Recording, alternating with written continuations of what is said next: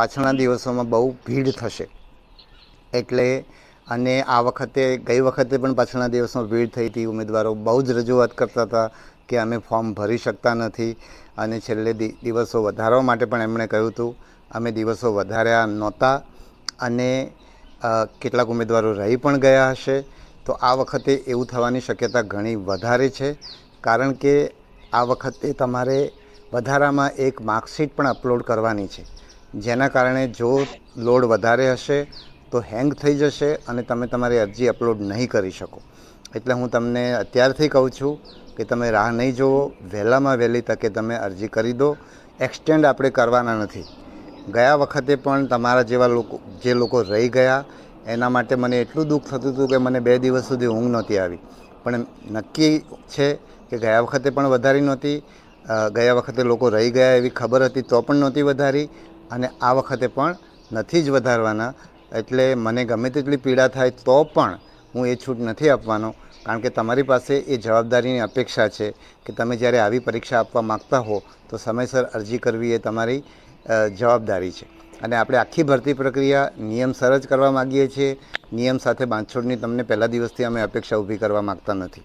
એટલે આ મુદ્દો બહુ સ્પષ્ટ રહે. હવે આપણે જે તમારા પ્રશ્નો છે એ પ્રશ્નો એક પછી એક લઈએ છીએ. તો પહેલો પ્રશ્ન છે, ધોરણ 12માં 2 માર્કશીટ છે તો મારે શું કરવું? તો આપણે કહેલું જ છે કે તમારે છેલ્લી માર્કશીટ અપલોડ કરવાની છે.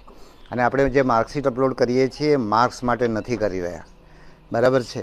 તમે 12મું પાસ છો કે તમે સ્નાતક પાસ છો કે કેમ, એનું વેરિફિકેશન તમારી આ માર્કશીટના આધારે નથી થવાનું. એનું વેરિફિકેશન દસ્તાવેજ ચકાસણી વખતે થવાનું છે. અત્યારે માત્ર ને માત્ર તમારું નામ એક જ આવે અને તમારા જુદા જુદા નામે જુદી જુદી અરજી કરીને ડુપ્લિકેટ ન કરવામાં આવે એ હેતુથી 12માની માર્કશીટ અપલોડ કરવાની છે. અને એમાં 12મામાં પણ છેલ્લી માર્કશીટ આપણે અપલોડ કરવાની છે. એની સાથે સાથે બીજો પ્રશ્ન પણ લઈ લઉં કે કેટલાક ઉમેદવારો એવું પૂછે છે કે અમે જો PSIની પરીક્ષા આપતા હોય તો એમાં સ્નાતકની માર્કશીટ અપલોડ કરવાની કે 12માની કરવાની? તો હું ફરીવાર કહું છું, આ વસ્તુ ઘણીવાર કહેવાય છે, વારંવાર કહેવા છતાં ઘણા લોકોને સમજાતી નથી. આટલો વિડીયો બહુ મહેનત કરીને સમય આપીને તમારા માટે બનાવીએ છીએ. ઘણા લોકો વિડીયો જોતા નથી અને પ્રશ્ન પૂછે છે, બરાબર? તમે વિડીયો ના જુઓ અમને વાંધો નથી, તમને સમજ ના પડે અને તમે ભૂલ કરો તો એનું દુષ્પરિણામ તમારે ભોગવવાનું થાય. તમને સમજ પડે તો તમને વિડીયો જોવાની જરૂર નથી, પણ તમને મુશ્કેલી પડતી હોય તો તમે વિડીયો જોઈ લો. તો પાછો એ પ્રશ્ન પર આવું કે જે PSIની પરીક્ષા છે એમાં સ્નાતકની નહીં, 12માની જ માર્કશીટ આપણે અપલોડ કરવાની છે. કારણ કે આપણે જે માર્કશીટ અપલોડ કરી રહ્યા છીએ એ માત્ર ને માત્ર નામના વેરિફિકેશન માટે કરી રહ્યા છો.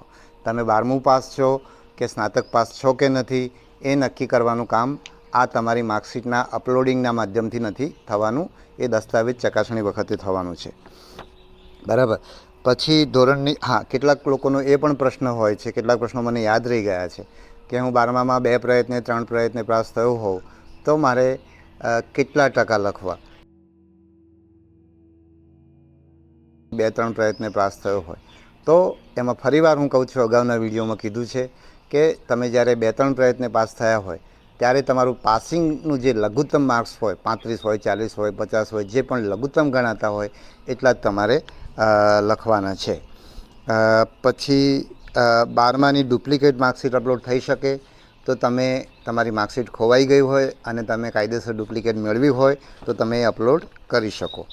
પછી અરજી ફોર્મ ભરવામાં ભૂલ થઈ હોય તો અરજી ફોર્મ ભરવામાં ભૂલ થઈ હોય તો આપણે જો તમારી અરજી કન્ફર્મ ના થઈ હોય, એટલે કે જ્યારે તમે કન્ફર્મેશનનું બટન દબાવો છો અને તમને કન્ફર્મેશન નંબર મળી જાય છે એના પછી અરજી એડિટ કરવા માટેની કોઈ જોગવાઈ નથી. પરંતુ જો તમે કન્ફર્મેશન ના કર્યું હોય તો તમે અરજી એડિટ કરી શકો છો. તો તમને બીજો પ્રશ્ન એ થાય કે કન્ફર્મેશન થઈ ગયું હોય તો શું? કન્ફર્મેશન થઈ ગયું હોય અને તમારી અરજીની અંદર ભૂલ રહી ગઈ હોય અને તમે ભૂલ સુધારવા માગતા હો તો તમારે બીજી અરજી કરવાની થાય, ફરીથી તમે અરજી કરી શકો. અને સાથે સાથે તમને એ પણ જણાવવાનું કે જો એકથી વધારે અરજી કરી હશે તો તમે છેલ્લી અરજી છે એ તમારી માન્ય અરજી ગણાશે. એટલે દાખલા તરીકે તમે પહેલી અરજીમાં એક ભૂલ કરી છે અને તમે બીજી અરજીમાં એ ભૂલ સુધારી દીધી છે, પણ બીજી અરજીમાં બીજી ભૂલ કરી છે, તો બીજી અરજીમાં કરેલી બીજી ભૂલ તમને નડશે, કારણ કે પહેલી અરજીમાં તમે શું લખ્યું છે એ પછી જોવાનું રહેતું નથી, તમારી છેલ્લી અરજી ગણાશે. બીજું, જે લોકોને ફોર્મ જે લોકોને ફી ભરવાની થાય છે એ લોકો